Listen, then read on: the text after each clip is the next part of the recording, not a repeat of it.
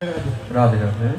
তুলসী একমাত্র কৃষ্ণের নৈবেদ্যে দেওয়া যেতে পারে। অনেক বৈষ্ণবই তো বলছেন মুখের কাছে রাখুন মাইকটা। হ্যাঁ, অন্য কোনো নৈবেদ্যে মানে শীতলা কালী বা অন্য কোনো নৈবেদ্যে কি তুলসী দেওয়া নিষেধ? এইটা একটু জানতে চাই। আচ্ছা, আপনার নাম কি? অরবিন্দ অধিকারী।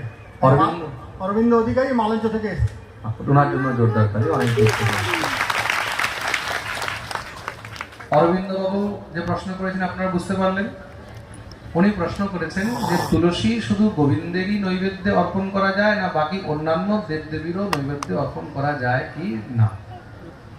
অন্যান্য দেবদেবীর ভোগের মধ্যে তুলসী অর্পণ করে নিবেদন করার কোনো সূত্র নেই, তার কোনো প্রয়োজনও নেই।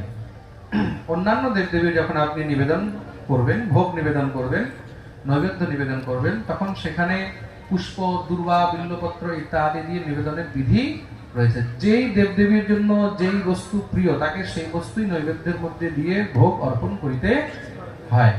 খালি গোবিন্দকে মানে বিষ্ণুকে যখন নৈবেদ্য অর্পণ করবে তখন সেখানে তুলসী দিয়ে অর্পণ করা উচিত। এবার আরেকটি কথার মধ্যে আসতে হবে, যদি আমাদের ঘরের মধ্যে নারায়ণ পুজো হয় আর নারায়ণের সঙ্গে অন্য দেবদেবীরাও রয়েছে, তখন কিভাবে ভোগ অর্পণ করব? তা সেখানে কি এখন যদি সেখানে শিবও রয়েছে, দুর্গাও রয়েছে, গণেশও রয়েছে, সেখানে যদি অন্যান্য দেবদেবী রয়েছে, কার্তিকও রয়েছে, বিশ্বকর্মাও রয়েছে, তাই তো, আর রাধা গোবিন্দ রয়েছে, আমার কাছে সামর্থ্য আছে একটা থালা ভোগ দেওয়ার। সবার আলাদা আলাদা ভোগ দেওয়ার আমার কাছে সামর্থ্য নেই, একটাই থালে আমি ভোগ দেবো। তখন কি করব?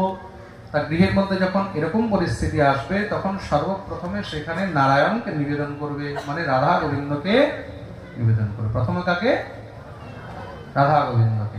রাধা গোবিন্দের মধ্যে প্রথমে গোবিন্দকে, প্রথমে রাধারানীকে নয়, আগে কাকে? গোবিন্দকে। গোবিন্দের প্রসাদই রাধারানী গ্রহণ করবেন। বুঝতে পেরেছেন? এটা হলো ভোগের বিধি।